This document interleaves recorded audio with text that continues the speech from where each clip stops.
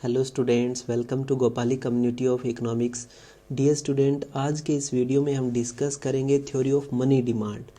आपने देखा होगा कि इस थ्योरी ऑफ मनी डिमांड का जो पर्टिकुलर मॉडल है ट्रांजैक्शन डिमांड, इसका बहुत ज़्यादा नेट के पॉइंट ऑफ व्यू से इंपॉर्टेंस है कि ऐसे क्वेश्चंस पूछते हैं कि कौन सी थ्योरी ऑफ मनी डिमांड का फॉर्मूला अंडर रूट में आता है, या आपने देखा होगा ऐसे पूछा होगा कि ये फॉर्मूला जो है वो किस थ्योरी का है।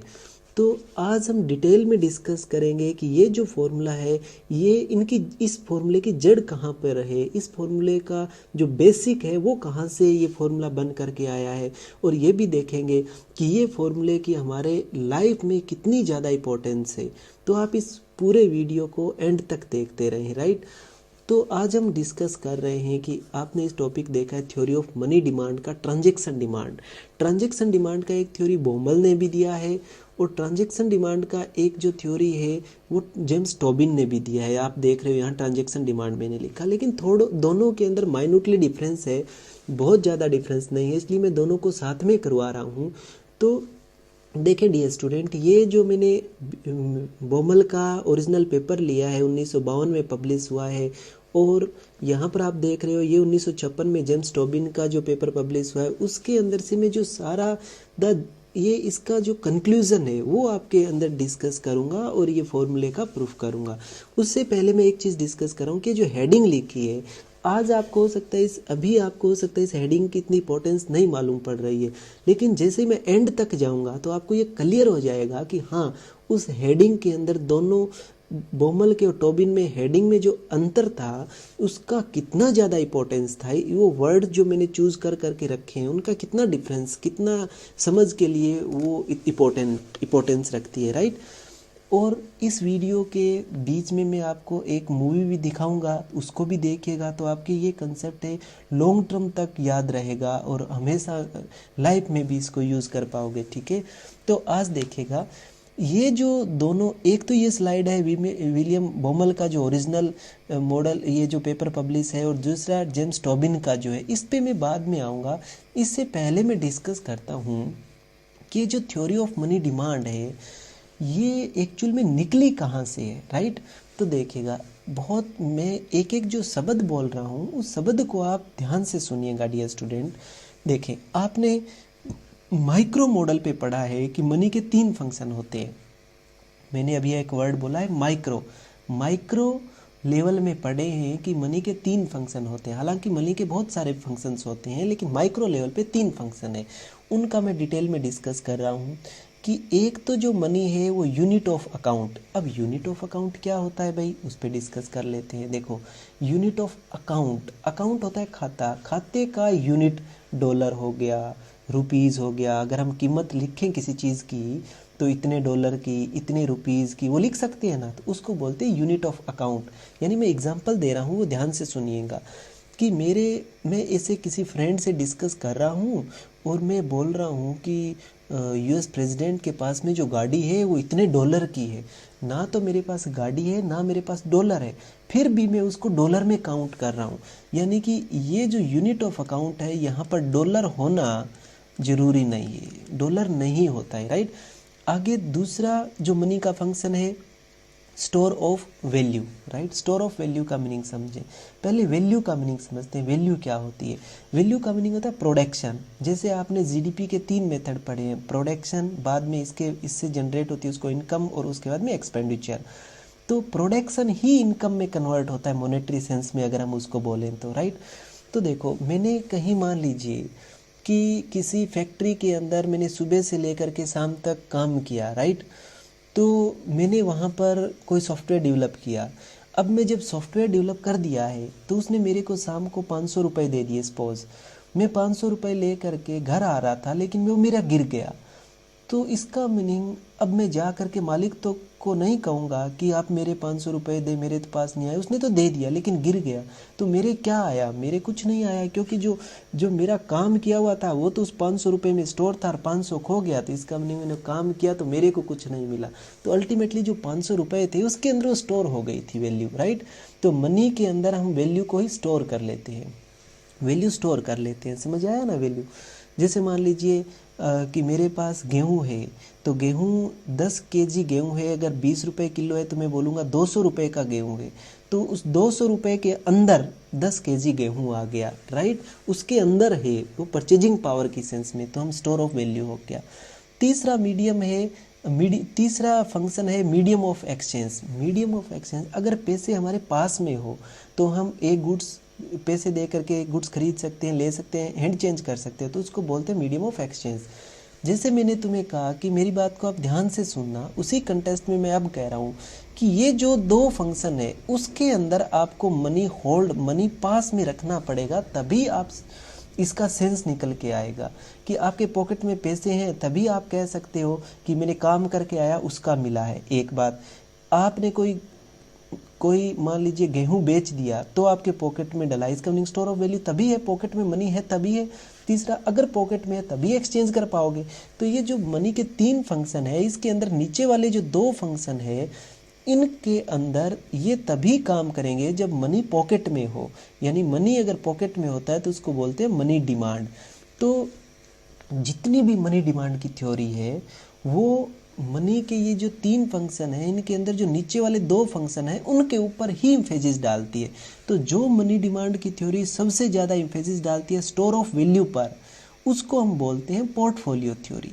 उसको हम बोलते हैं पोर्टफोलियो थ्योरी। ये आप देख सकते हो यहाँ पर लिखा हुआ है, राइट। दूसरा, जो सबसे ज़्यादा इम्फेसिस तीनों फंक्शन के अंदर सब में सबसे ज़्यादा इम्फेसिस डालती है मीडियम ऑफ एक्सचेंज, उस थ्योरी को हम बोलते हैं ट्रांजैक्शन थ्योरीज। तो आज जो हम डिस्कस करेंगे वो ट्रांजैक्शन थ्योरीज डिस्कस करेंगे। यानी सबसे ज़्यादा जो मेरा इम्फेसिस रहेगा वो मनी के तीनों फंक्शन के अंदर जो मीडियम ऑफ एक्सचेंज है उसके ऊपर इम्फेसिस रहेगा, और वहाँ से मैं मनी डिमांड की थ्योरी निकालूंगा। तो आपकी इतनी इस बात समझ आ गई होंगी और इस बात को माइंड में रखिएगा, राइट। तो अब देखिएगा डियर स्टूडेंट, यहाँ से थ्योरी ऑफ मनी निकलता है। तो आज हम मीडियम ऑफ एक्सचेंज को बोलेंगे ट्रांजैक्शन थ्योरी। तो उस पे चलते हैं, ठीक है। देखिएगा, ये जो मैं मॉडल करवा रहा हूँ, जो मैंने पीछे रिसर्च पेपर दिखाया है, उनका मैं कंक्लूजन यहाँ पर लिख रहा हूँ। तो यहाँ पर एक मैंने हेडिंग दी है इन्वेंट्री अप्रोच, या मैंने लिखा है कैश मैनेजमेंट मॉडल। इसका मीनिंग समझे, कैश मैनेजमेंट जो है वो क्या है। देखिएगा, मान लीजिए आपके पापा जॉब करते हैं, फादर जॉब करते हैं, पेरेंट्स जॉब करते हैं, तो उनके पास एटीएम बैंक में पैसा आता है। तो अब बैंक में पैसा आता है तो 1 मिनट में यहाँ पर रोक रहा हूँ और एक स्टोरी और बोल रहा हूँ, वो समझिएगा कि ये जो मॉडल है वो मॉडल है इंटायरली वर्क बेस्ड इकोनॉमी के लिए। वर्क बेस्ड इकोनॉमी का क्या मीनिंग हुआ कि जहाँ पर काम जो है, इनकम जो आ रही है वो काम से इनकम आ रही है। हर कोई आदमी काम करता है, हर कोई काम करता है। जैसे आपने देखा होगा माय नेम इज़ खान में शाहरुख खान कहता है कि भाई ये अमेरिका है, यहाँ पर जो जितना काम करता है उतना ही पैसे वाला हो जाता है। यानी इनकम जो है वो काम से आती है। आप जीडीपी के भी मेथड पढ़ते हो, काउंट करने के 3 मेथड, पहले प्रोडक्शन, फिर इनकम, फिर एक्सपेंडिचर। तो इनकम क्या होती है, प्रोडक्शन होती है, और प्रोडक्शन क्या होता है, काम, सर्विस देना या कुछ वैल्यू एडिशन करना। तो आप जितना ज़्यादा वैल्यू एडिशन करोगे या सर्विस दोगे उतना ही आपकी इनकम आएगी। हाँ, इकोनॉमिक्स कुछ मेथडोलॉजी बताती है कि कैसे हम प्रोडक्शन ज़्यादा कर सकते हैं, काम को एफिशिएंट बना सकते हैं, तो कॉस्ट कम हो जाएगी, प्रोडक्शन ज़्यादा होगा, प्रोडक्शन एफिशिएंट भी बनेगा, तो प्राइस आप कॉस्ट कम होगी, प्राइस डाउन रखोगे तो मार्केट में आपका ज़्यादा सेल होगा, तो आपकी रेवेन्यू ज़्यादा आ जाएगा। तो देखिए, इकोनॉमिक्स वो पैसे होने का एफिशिएंटली यूज़ करके पैसे वाला होने का एक मैकेनिज्म बताता है। तो यहाँ पर ये जो मॉडल है वो इंटायरली वर्क बेस्ड इकोनॉमी के लिए मॉडल है। कि आपने देखा होगा कि आप मान लीजिए इतने ज़्यादा बिजी हैं, इतना सारा काम है आपके पास, तो आप अगर 10 मिनट ही किसी के पास खड़े रह गए तो आपको लगेगा मेरा वो काम चला गया। तो अगर आपसे कोई 10 मिनट भी मिलने आएगा तो आप पैसे लेंगे, आप किसी को कोई सर्विस देंगे तो पैसे लेंगे, क्योंकि आपके काम इतना ज़्यादा आपके पास काम है कि काम आपके लिए अगर टाइम छोड़ रहे हो तो आपको काम छोड़ना पड़ रहा है। हाँ, हमारी इकोनॉमी जो है इतना वर्क बेस्ड नहीं बनाया अभी। तो आपने देखा होगा यहाँ पर एक दिन का मजदूरी होता है, लेकिन जो वर्क बेस्ड इकोनॉमी हो गया उन लोगों के पास इतना काम है, तो अगर वो 1 घंटे भी इधर उधर हो गए तो उसका 1 घंटे का पेमेंट चला गया। इसलिए आप सुनते हैं ना कि अमेरिका में अगर कोई गाड़ी रुकवा लेता है और फिर उसको अथॉरिटी होती है, उसको पैसा देना पड़ता है। उसका मीनिंग क्या है कि वो वर्क बेस्ड इकोनॉमी, वो 1 घंटे में जा करके उस इंडस्ट्री में काम करता, अदरवाइज उसका आधा घंटा खराब हो गया। तो ये वर्क बेस्ड इकोनॉमी, जितना ज़्यादा काम होता है उतना ही हमारे लिए टाइम की इंपॉर्टेंस बढ़ जाती है, तो हमें उसके पैसे मिलते हैं घंटे के इवन।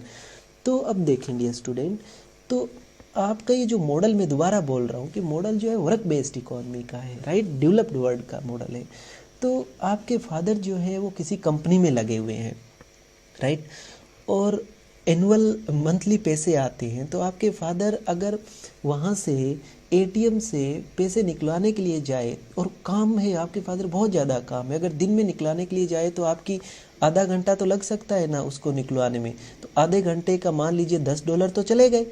तो इसका मीनिंग, अगर आपके फादर पॉकेट के अंदर पैसे निकाल के रखें तो आपके फादर को बार बार विजिट नहीं करना पड़ेगा, इसका मीनिंग पॉकेट में पैसे रखने का बेनिफिट है, राइट, क्योंकि वो कॉस्ट बच जाएगी। लेकिन एक प्रॉब्लम है कि जितने ज़्यादा पॉकेट में पैसे रखेंगे उतनी ज़्यादा बैंक के अंदर इंटरेस्ट रेट हमें नहीं मिलेगा, क्योंकि बैंक से निकाल लाए तो इंटरेस्ट रेट नहीं देगा।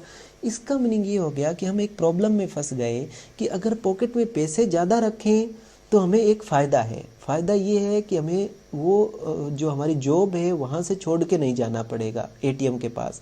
लेकिन दूसरा कॉस्ट ये है पॉकेट में पैसे रखने की कि हमें इंटरेस्ट रेट नहीं मिलेगा। तो क्वेश्चन राइज ये होता है कि मैं कितनी बार एटीएम जाऊँ कि मेरे को, अगर मैं ज़्यादा बार एटीएम जाऊंगा तो वाजिब सी बात है बैंक में ज़्यादा पैसे रखूंगा, थोड़ी थोड़ी बार ही निकाल के लाना पड़ेगा। तो ज़्यादा बार अगर मेरी विजिटिंग होगी तो सारे पैसे एकदम नहीं लेके आऊँगा, तो उस पर इंटरेस्ट रेट मिल जाएगा। लेकिन अगर मेरी ज़्यादा बार विजिटिंग हुई तो जाने की कॉस्ट ज़्यादा लग गई।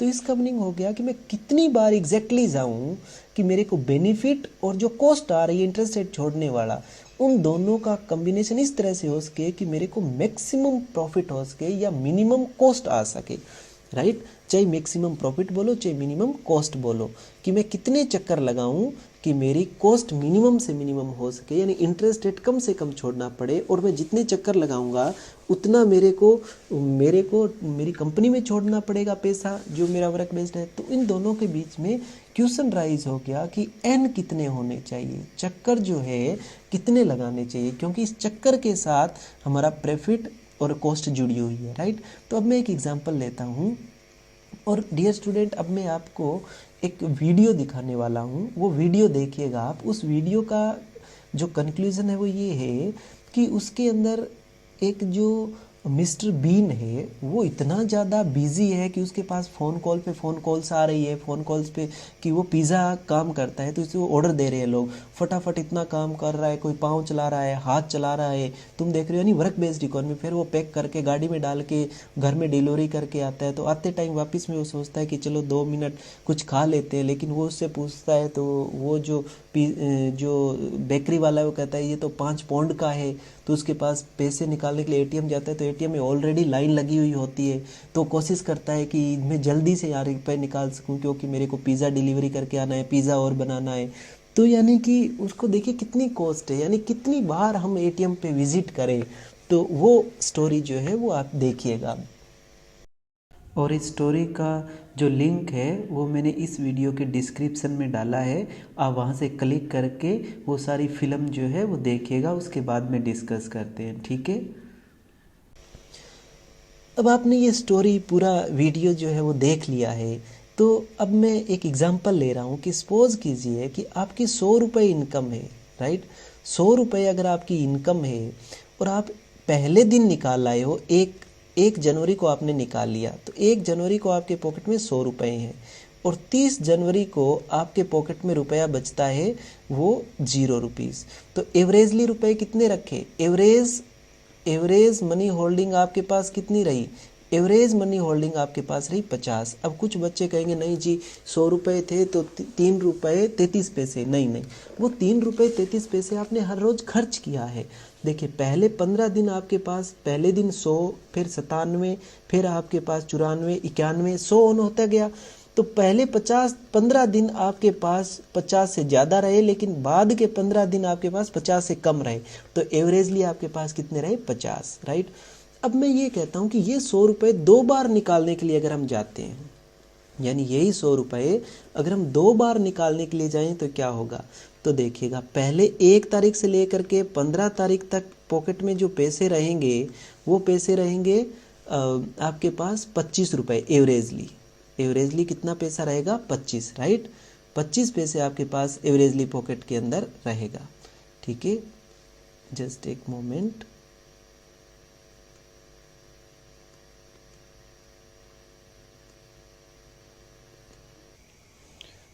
अब देखें डियर स्टूडेंट कि अगर आप 15 दिन यानी 2 बार निकाल के लाते हो तो पहली तारीख को आपके पास 50 रुपये, 15 तारीख के पास आपके पास 0 रुपये, तो एवरेजली कितने रहेंगे 25, राइट।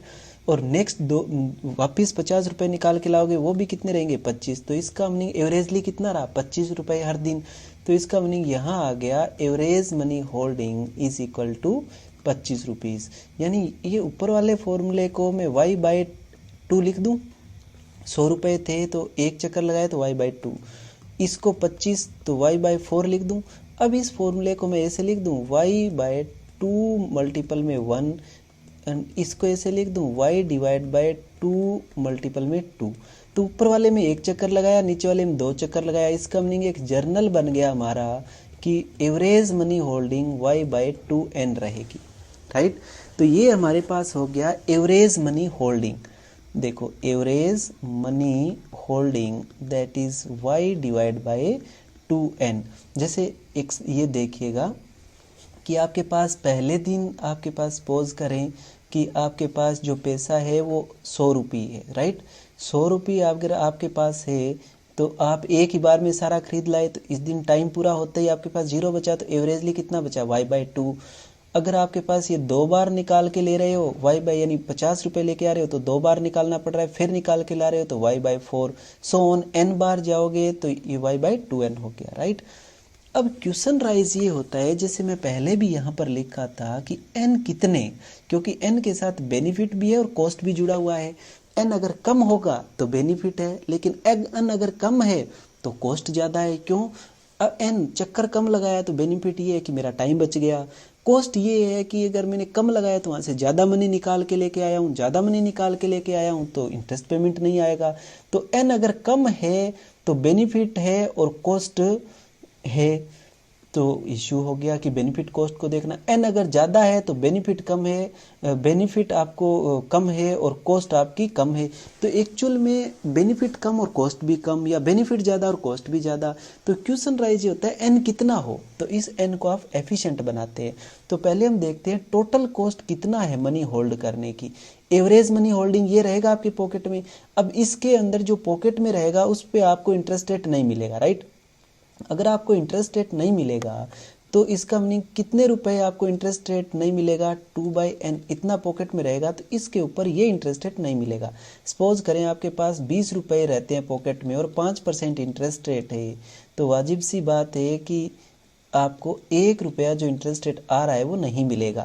तो इस टोटल को करेंगे तो 1 रुपया प्लस में ये f हो गया नंबर ऑफ, नहीं, एक बार जाने पर एटीएम में कितनी कॉस्ट लग रही है, ठीक है।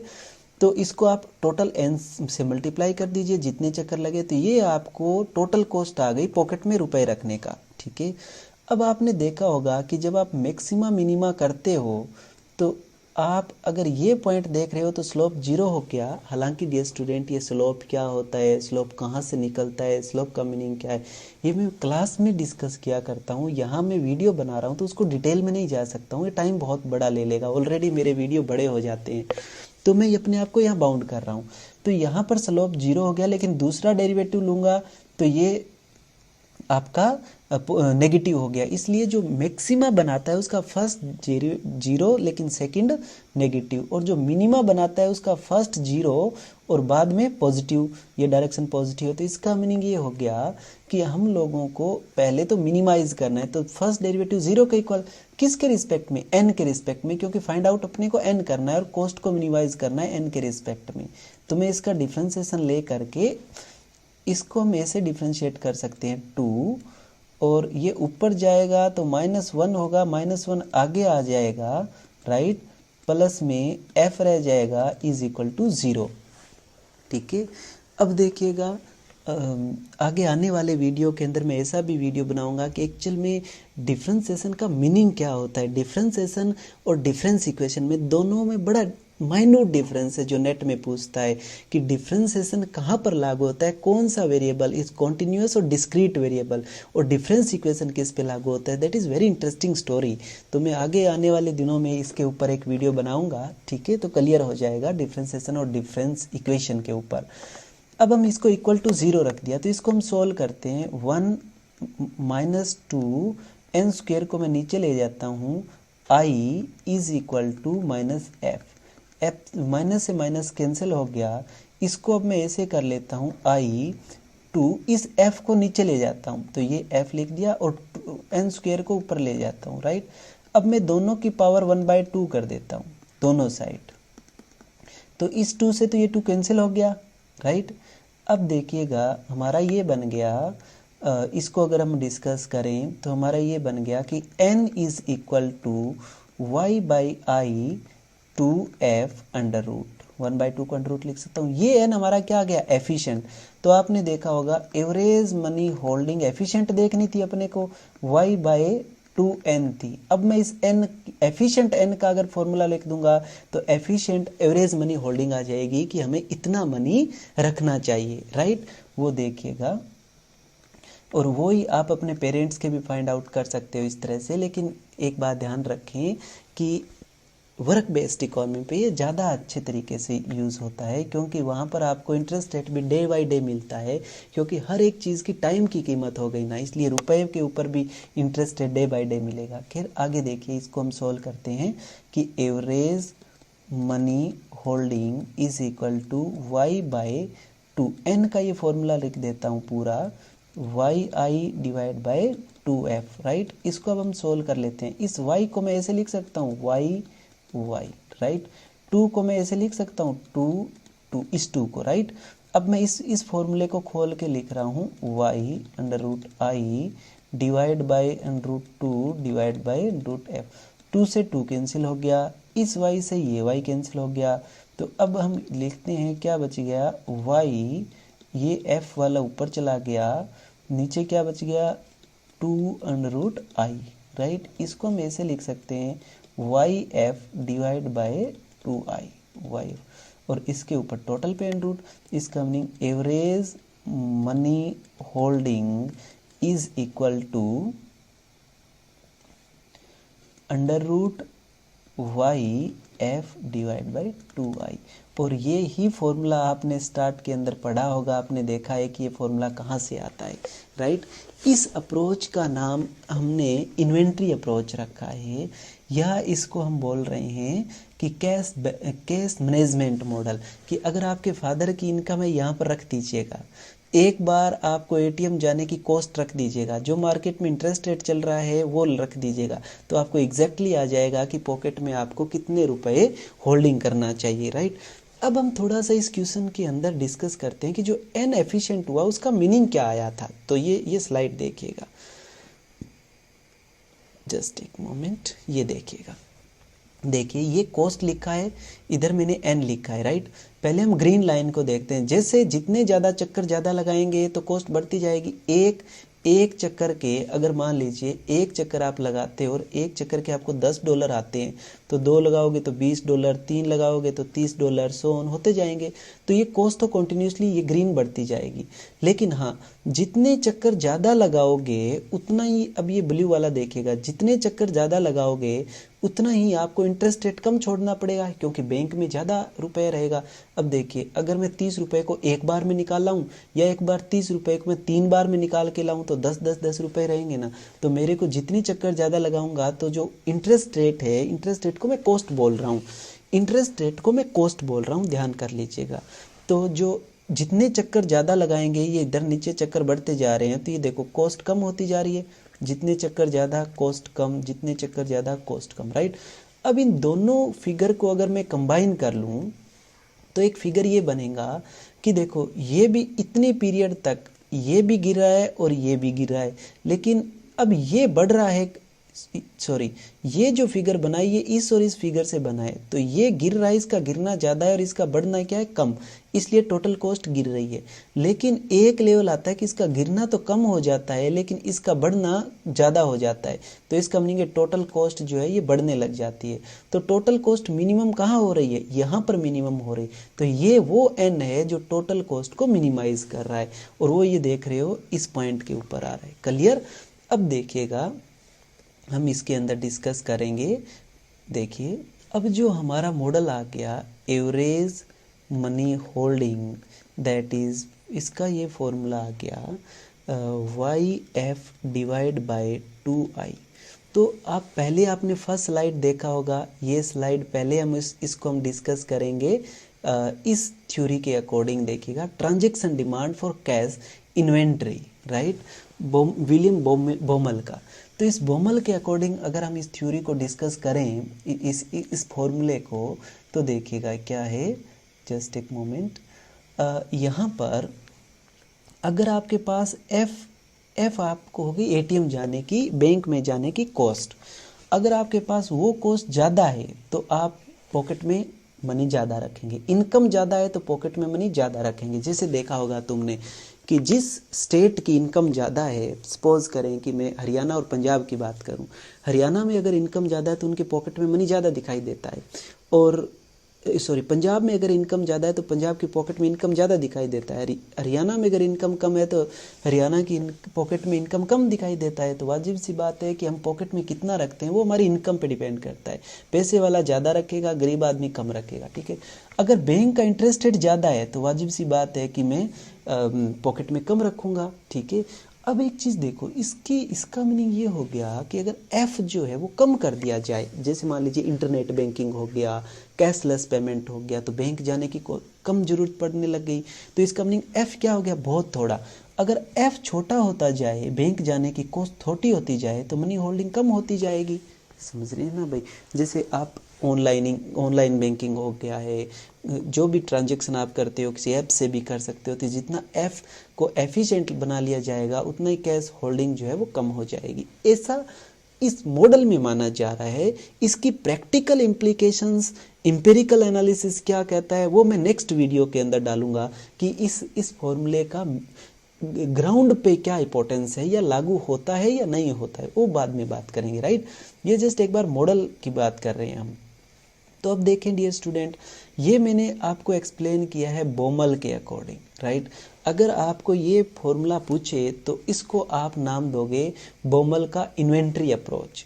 लेकिन इसी फॉर्मूले को मैं एक और तरीके से इंटरप्रेट कर सकता हूँ। देखिए कैसे, कि अगर ये एफ है, राइट, अगर ये एफ है, इसको मैं दूसरी साइड से इंटरप्रेट करूँ तो देखिएगा कैसे, कि ये है तो ट्रांजैक्शन के लिए एटीएम जाना पड़ता है ना, अगर आप पॉकेट में मनी रख रहे हो तो ट्रांजैक्शन के लिए। इसलिए मैंने ये बोला था कि जो मीडियम ऑफ एक्सचेंज है उस पर जो एम्फेसिस ज़्यादा दे रहा है वो ट्रांजैक्शन है।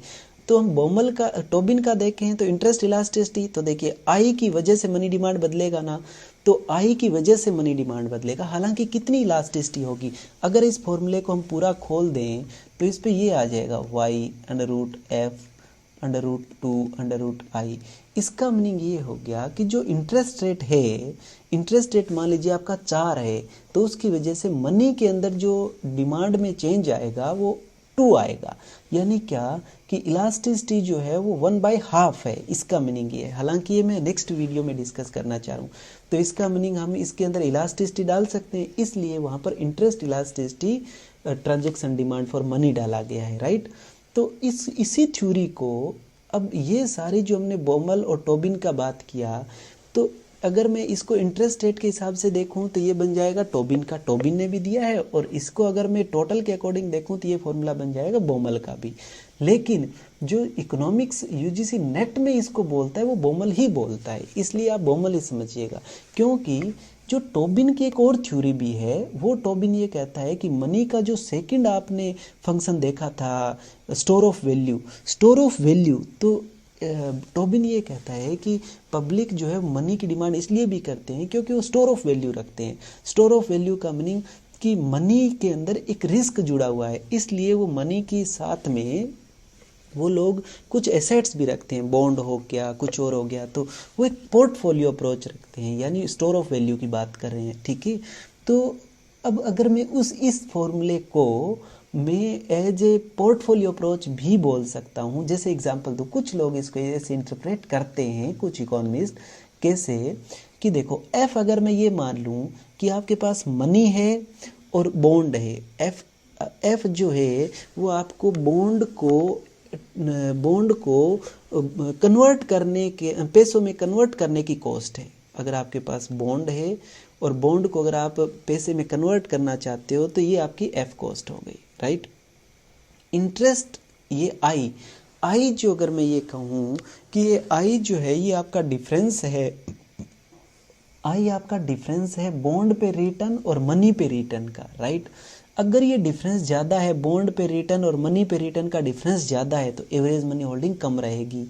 और अगर आपका ये बॉन्ड से मनी में कन्वर्ट करने का कॉस्ट ज़्यादा है, तो एवरेज मनी होल्डिंग ज़्यादा रहेगी, यानी मनी आपके पास ज़्यादा रहेगा।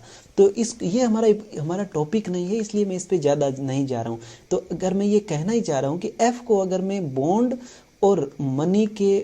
को अगर मैं मनी में बदलूं तो जो ट्रांजैक्शन कॉस्ट आएगी वो कंसिडर कर लूं। आई को मैं बॉन्ड पे रिटर्न और मनी पे रिटर्न जो है, मनी का मीनिंग मैं करेंसी को ले रहा हूँ, नियर मनी को ले रहा हूँ, तो इनके अंदर जो या तो मेरे को रिटर्न नियर मनी पे रिटर्न बहुत कम होता है, तो लो इंटरेस्ट रेट रिटर्न होता है तो यहाँ पर बॉन्ड जो है वो बॉन्ड में और इसमें जो डिफरेंस है, अगर इन दोनों में डिफरेंस ज़्यादा है तो आई ज़्यादा है तो एवरेज मनी होल्डिंग कम, राइट। ये ध्यान कर लेना अगर मिस्टेक हो गया हो तो इसी को हम कभी कभी कुछ लोग इसको पोर्टफोलियो अप्रोच भी बोल देते हैं, लेकिन पोर्टफोलियो अप्रोच का एक अलग से इसी फॉर्मूले को लेकर के हम एनालाइज कर सकते हैं, राइट। तो अब अगर आपके ये क्वेश्चंस आए तो इस क्वेश्चन में क्लियर कर देता हूँ, ये बॉमल का ही मॉडल बोलोगे मेनली, ठीक है। तो यहाँ पर मैंने जो बात किया, अब मैं अगर इसकी एजम्पशंस पे बात करूँ, बेसिकली एक दो एजम्पशंस मेन है कि मैंने ये कहा कि वो जो खर्चा करता है वो स्मूथली खर्चा करता है 1 महीने में या 1 साल में, इसका मीनिंग वहाँ पर प्राइस कांस्टेंट है। प्राइस कांस्टेंट है तभी करेगा, प्राइस कांस्टेंट है तो इसका मीनिंग रियल इनकम कांस्टेंट है। अरे भाई मैं 1 महीने हर रोज कॉन्स्टेंटली स्मूथ खर्चा कर रहा हूँ, इसका meaning price constant, work based economy है, राइट। तो ये इसका मेन जो है वो सारा का सारा कंसेप्ट है, प्राइस कांस्टेंट माइंड में रख लीजिएगा। दूसरा वर्क बेस्ड इकोनॉमी है। तो ये जो मॉडल हमने अभी डिस्कस किया है, इस मॉडल से आपके हर बार क्वेश्चंस आते रहेंगे और आएंगे भी। अब आप इस कंसेप्ट को समझिएगा और इसका जो ये रिसर्च पेपर है जो भी, वो मैं इसके इस वीडियो के जो डिस्क्रिप्शन में भी डाल दूंगा, और यहाँ पर मैं इस वीडियो के डिस्क्रिप्शन में एक लिंक भी डालूंगा गूगल फॉर्म, जिस पे आप अपना नाम और ईमेल एड्रेस और भर करके मेरे को बता सकते हो कि आपको कौन सा मॉडल का वीडियो चाहिए। तो जिस पे भी कलेक्शन डिमांड ज़्यादा होगी मैं उन्हीं पर भी वीडियो बनाता रहूँगा, ठीक है। तो आई थिंक आपको समझ आया होगा। तो थैंक यू वेरी मच।